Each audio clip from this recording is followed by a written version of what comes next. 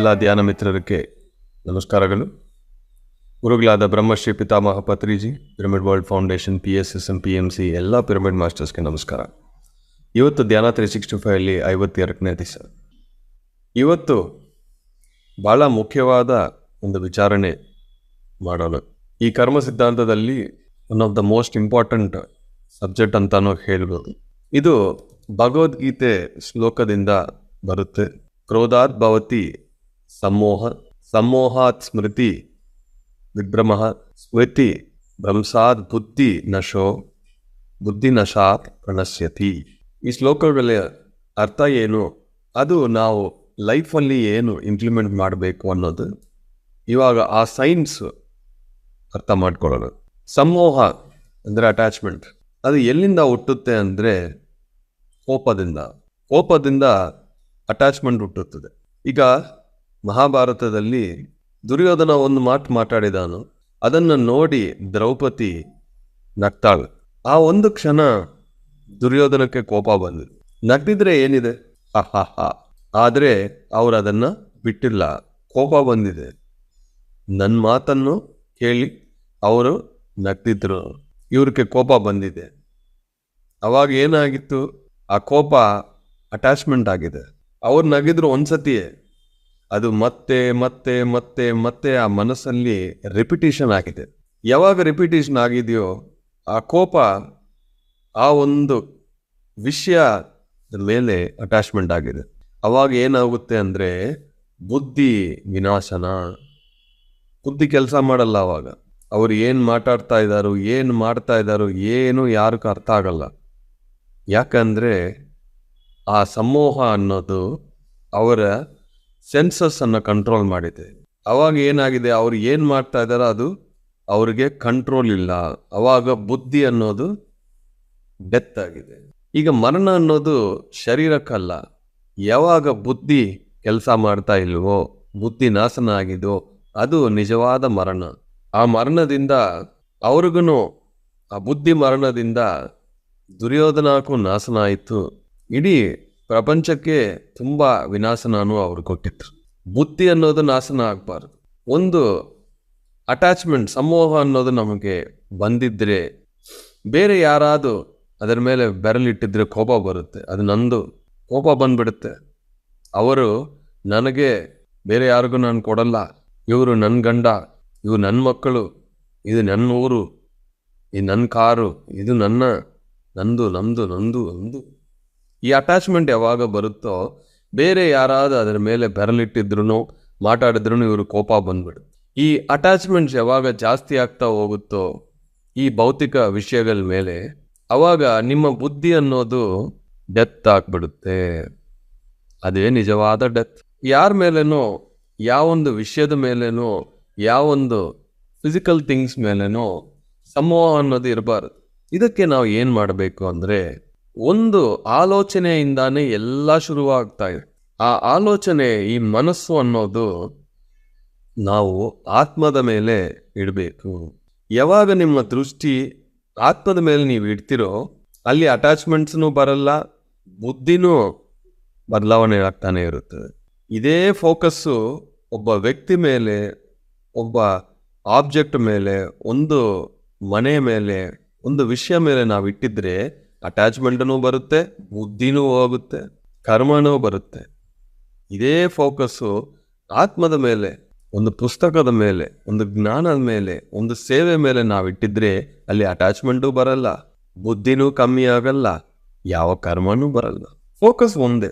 ಆ ಫೋಕಸ್ಸು ನೀವು ಭೌತಿಕ ವಿಷಯದ ಮೇಲೆ ಇಡ್ತೀರಾ, ಆಧ್ಯಾತ್ಮಿಕ ವಿಷಯದ ಮೇಲೆ ಇಡ್ತೀರಾ ಅನ್ನೋದು ನಿಮ್ಮ ಚಾಯ್ಸ್. ಯಾವಾಗ ಈ ಕೋಪ ಬಂದ್ಬಿಡುತ್ತೋ ಎಲ್ಲ ಡಿಸ್ಟ್ರಕ್ಷನ್. ಅಟ್ಯಾಚ್ಮೆಂಟ್ ಬರುತ್ತದೋ, ಸಮೂಹ ಬರುತ್ತದೋ, ಡಿಸ್ಟ್ರಕ್ಷನ್. ನಮಗೆ ಒಂದು ಬೇಕು ಅಂದರೆ ಓಕೆ, ಟ್ರೈ ಮಾಡಬೇಕು, ಅದರ ಬಗ್ಗೆನೇ ಯೋಚನೆ ಮಾಡ್ತಾ ಅದು ನನಗೇ ಬೇಕು ಅಂತ ಯಾವಾಗ ನೀವು ಅಟ್ಯಾಚ್ಮೆಂಟ್ ಡೆವಲಪ್ ಮಾಡ್ತಿರೋ ಈ ಭೌತಿಕ ವಿಷಯಗಳಿಗೆ, ನಿಮಗೆ ಆತ್ಮಜ್ಞಾನ ಅನ್ನೋದು ಸುಮ್ಮನೆ ಆಗ್ಬಿಡುತ್ತೆ. ಯಾವೊಂದು ವಿಷಯಕ್ಕೋಸ್ಕರನೂ ಅಟ್ಯಾಚ್ಮೆಂಟ್ ಇರಬಾರ್ದು. ನಮ್ಮ ವಿನಾಶನಕ್ಕೆ ಕಾರಣನೂ ಈ ಕೋಪದಿಂದ ಬರೋದು ಸಮೂಹ. ಈ ಸಮೂಹದಿಂದ ವಿನಾಶನ, ಬುದ್ಧಿ ನಾಶನ. ಆ ಬುದ್ಧಿ ಯಾವಾಗ ನಾಶನ ಆಗುತ್ತದೋ ಅದೇ ನಿಜವಾದ ಮರಣ. ಶರೀರ ಹೋಗುತ್ತಲ್ವಾ, ಅದೆಲ್ಲ ಮರಣ. ಬುದ್ಧಿ ಯಾವಾಗ ಹೋಗುತ್ತೋ ಅದೇ ನಾಶನ. ಯಾವಾಗಲೂ ನೆನಪಿಟ್ಕೊಳ್ಳಿ, ನಮ್ಮ ದೃಷ್ಟಿ 99% ಆತ್ಮದ ಮೇಲೆ ಇರಬೇಕು. ಭೌತಿಕ ವಿಷಯಗಳು ಮಾಡ್ತಾ ಇರಬೇಕು, ಅದರ ಮೇಲೆ ಅಟ್ಯಾಚ್ಮೆಂಟ್, ಸಮೋಹ ಬರಬಾರದು. ಒಂದು ಪರಿಸ್ಥಿತಿ, ಸಿಚುವೇಶನ್ ಬಂದಿದ್ರೆ ನಮಗೆ ಗೊತ್ತಾಗುತ್ತದೆ, ಅದು ನಂದು, ಕೈ ಇಡಬಾರದು, ಅವ್ರು ನಮ್ದು, ಈ ಮನೆ ನಮ್ದು. ಒಂದು ಸೀನಿಯರ್ ಮೋಸ್ಟ್ ಮಾಸ್ಟ್ರು, ನಮ್ಮ ಗುರುಗಳು ಒಬ್ಬರು, ಅವ್ರದ್ದು ಸ್ವಂತ ಮನೆ ಇತ್ತು. ಏನೋ ಕಷ್ಟ ಬಂದಿದೆ ಅವ್ರಿಗೆ, ಆ ಮನೆಯನ್ನು ಸೆಲ್ ಮಾಡಿಬಿಟ್ರು. ಆ ಪರಿಸ್ಥಿತಿ ಹೆಂಗೆ ಬಂದಿದೆ ಅಂದರೆ, ಅವರು ರೆಂಟ್ಗೆ ಹೋಗಿರೋ ಮನೆ ನೆಕ್ಸ್ಟ್ ಮನೆನೇ, ಇಮಿಡಿಯೇಟ್ ನೆಕ್ಸ್ಟ್ ಹೌಸ್ಗೆನೆ ಅವರು ರೆಂಟ್ಗೆ ಹೋಗಿದ್ರು. ಈ ಮನೆಯನ್ನು ಸೆಲ್ ಮಾಡಿಬಿಟ್ರು. ಪ್ರತಿ ದಿವಸ ಅವರು ಬೆಳಗ್ಗೆ ಎದ್ದಿನ ತಕ್ಷಣ ಆ ಮನೆಯನ್ನು ನೋಡೋದು, ಇದು ನನ್ನ ಮನೆ ಅಲ್ವಾ, ಇಂಥ ಪರಿಸ್ಥಿತಿ ಬಂದಿದೆ, ಇದು ನನ್ನ ಕೈ ಬಿಟ್ಟು ಹೋಗಿದೆ ಅಂತ 1 ವರ್ಷ ಕಾಲ ದಿನಾ ಅದೇ ಬರ್ತಾ ಇತ್ತು. ಒಂದು ದಿವಸ ಅವ್ರಿಗೆ ರಿಯಲೈಸೇಷನ್ ಬಂತು, ಇಷ್ಟೊಂದು ಅಟ್ಯಾಚ್ಮೆಂಟ್ ಇದೆಯಾ ನನಗೆ ನನ್ನ ಮನೆ ಮೇಲೆ ಅಂತ ರಿಯಲೈಸೇಷನ್ ಬಂತು. ಆವಾಗ ಆ ಮೈಂಡಿಂದ ಅದು ಹೋಗಿದೆ.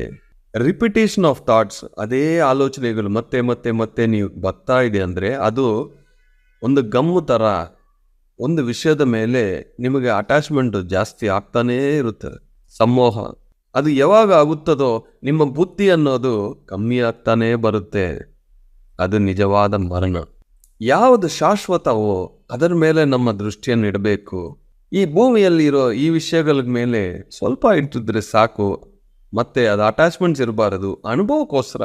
ಓಕೆ, ಈ ಒಂದು ವಿಷಯ ದೃಷ್ಟಿಯಲ್ಲಿ ಇಟ್ಟು ನಾವು ನೋಡಬೇಕು. ನಮ್ಮ ಹತ್ರ ಕಾರ್ ಇದೆ, ಒಂದು ಫೋನ್ ಇದೆ, ಮನೆ ಇದೆ, ನಮ್ಮ ಫ್ರೆಂಡ್ಸು, ನಮ್ಮ ಫ್ಯಾಮಿಲಿ ಮೆಂಬರ್, ಯಾರ ಮೇಲೆ ನಮಗೆ ಸಮೂಹ ಇದೆ, ಅಟ್ಯಾಚ್ಮೆಂಟ್ ಇದೆ ಅಂತ ನೋಡಬೇಕು. ಯಾವಾಗ ನಮ್ಮ ದೃಷ್ಟಿ ಆತ್ಮದ ಮೇಲೆ ಹೋಗುತ್ತೋ ಈ ಅಟ್ಯಾಚ್ಮೆಂಟ್ಸ್ ಅನ್ನೋದು ಕಡಿಮೆ ಆಗ್ತಾ ಬರುತ್ತೆ. ಆವಾಗ ಬುದ್ಧಿ ಅನ್ನೋದು ಜಾಸ್ತಿ ಆಗ್ತಾ ಬರುತ್ತೆ. ನೀವು ಒಳ್ಳೆಯದು ಮಾಡಬೇಡಿ, ಕೆಟ್ಟದನ್ನು ಮಾಡಬೇಡಿ, ಧ್ಯಾನ ಮಾಡಿದ್ರೆ ಅವಾಗ ಯಾವುದೋ ಒಂದು ಕರ್ಮನೂ ನಿಮಗೆ ಬರಲ್ಲ. ನಿಮ್ಮ ಬುದ್ಧಿಯಿಂದ ನೀವು ಕೆಲಸ ಮಾಡೋಕೆ ಶುರು ಮಾಡ್ತೀರಿ, ಮನಸ್ಸಿಂದ ಇಲ್ಲ. ನೋಡಿ, ನಾವು ಯಾವ ವಿಷಯ ಮೇಲೆ ಗಮನ ಇಟ್ಟಿದ್ರೂ ನಮ್ಮ ಮನಸ್ಸು ನಮ್ಮ ಕಂಟ್ರೋಲ್ಗೆ ಬರಲ್ಲ. ಆದರೆ ಆ ಗಮನವನ್ನು ಶ್ವಾಸದ ಮೇಲೆ ಇಟ್ಟಿದ್ರೆ ಮನಸ್ಸು ಶೂನ್ಯ ಆಗುತ್ತದೆ. ಬರೀ ಒಂದು ಡೈರೆಕ್ಷನ್ ಚೇಂಜ್ ಮಾಡಿದ್ದೀವಿ ಅಷ್ಟೇ. ಆ ಥರನೇ ನಮ್ಮ ದೃಷ್ಟಿಯನ್ನು ಆತ್ಮದ ಮೇಲೆ ಇಟ್ಟಿದ್ರೆ ಅಟ್ಯಾಚ್ಮೆಂಟ್ಸ್ ಹೋಗ್ಬಿಡುತ್ತೆ, ಬುದ್ಧಿ ವಿಕಾಸ ಆಗುತ್ತದೆ, ಮುಕ್ತಿ ಮೋಕ್ಷ ಸಿಗುತ್ತದೆ. ಇಲ್ಲಿರೋ ಎಲ್ಲ ಅಟ್ಯಾಚ್ಮೆಂಟ್ಸು ಸ್ವಲ್ಪ ಸ್ವಲ್ಪ ಡಿಟ್ಯಾಚ್ ಆಗ್ತಾ ಬರುತ್ತದೆ. ಇಲ್ಲಾಂದರೆ ನಾವು ಈ ಶರೀರ ಬಿಟ್ಟಿದ ಮೇಲೇನೂ ನಮ್ಮ ಮನಸ್ಸು ಅದನ್ನು ಬಿಡಲ್ಲ. ಒಬ್ಬರು ತೀರೋಗ್ತಾರೋ ಅವ್ರ ಮೇಲೆ ನಮಗೆ ತುಂಬ ಅಟ್ಯಾಚ್ಮೆಂಟ್ ಇರುತ್ತೆ. ನಾವು ತೀರೋಗಿದ್ರು, ಈ ಶರೀರನ ಬಿಟ್ಟಿದ್ರು ಆ ಅಟ್ಯಾಚ್ಮೆಂಟ್ ಅನ್ನೋದು ಹೋಗಲ್ಲ. ಅವರ ಆಸ್ಟ್ರಲ್ ಬಾಡಿ ಮೇಲೇನೂ ಹೋಗಲ್ಲ, ಕೆಳಗೇನೂ ಹೋಗಲ್ಲ, ಮಧ್ಯದಲ್ಲಿ ಎರ್ತ್ ಬೌಂಡ್ ಸೋಲ್ಸ್ ಆಗ್ಬಿಡುತ್ತೆ. ಸಫರಿಂಗ್, ಇದೇ ನರಕ. ಯಾವೊಂದು ವ್ಯಕ್ತಿ ಮೇಲೆ, ಯಾವ ಒಂದು ವಿಷಯದ ಮೇಲೆ, ಯಾವ ಒಂದು ವಸ್ತು ಮೇಲೆ ನಮಗೆ ಅಟ್ಯಾಚ್ಮೆಂಟ್ಸ್ ಇಲ್ವೋ, ಈ 7 ಶರೀರಗಳನ್ನು ಈ ಆತ್ಮ ಕಾನ್ಷಿಯಸ್ ನೆಕ್ಸ್ಟ್ ಲೆವೆಲ್ಗೆ ಹೋಗ್ಬಿಡುತ್ತೆ. ಇಲ್ಲ ಅಂದರೆ ಈ ಭೌತಿಕ ವಿಷಯಗಳ ಮೇಲೇ ಅಟ್ಯಾಚ್ ಆಗುತ್ತೆ. ನಿಮ್ಮನ್ನು ನೀವು ಚೆಕ್ ಮಾಡ್ಕೋಬೇಕು. ಯಾವ ವಿಷಯದ ಮೇಲೆ, ಯಾವ ವ್ಯಕ್ತಿ ಮೇಲೆ, ಯಾರೋ ಒಬ್ಬರು ಮಾತಾಡಿರ್ಬೋದು, ಯಾರೋ ಒಬ್ಬರು ನಗಿದಿರ್ಬೋದು, ಇದೆಲ್ಲ ನಮ್ಮ ಒಳಗೆ ಏನಾದ್ರು ಅಟ್ಯಾಚ್ಮೆಂಟ್ಸ್ ಇದೆಯಾ ಅನ್ನೋದು ನಿಮ್ಮನ್ನು ನೀವು ಚೆಕ್ ಮಾಡ್ಕೊಂಡಿದ್ರೆ ಅದರಿಂದ ಬಿಡುಗಡೆ ಆಗುತ್ತದೆ. Awareness. Thank you very much, my dear masters.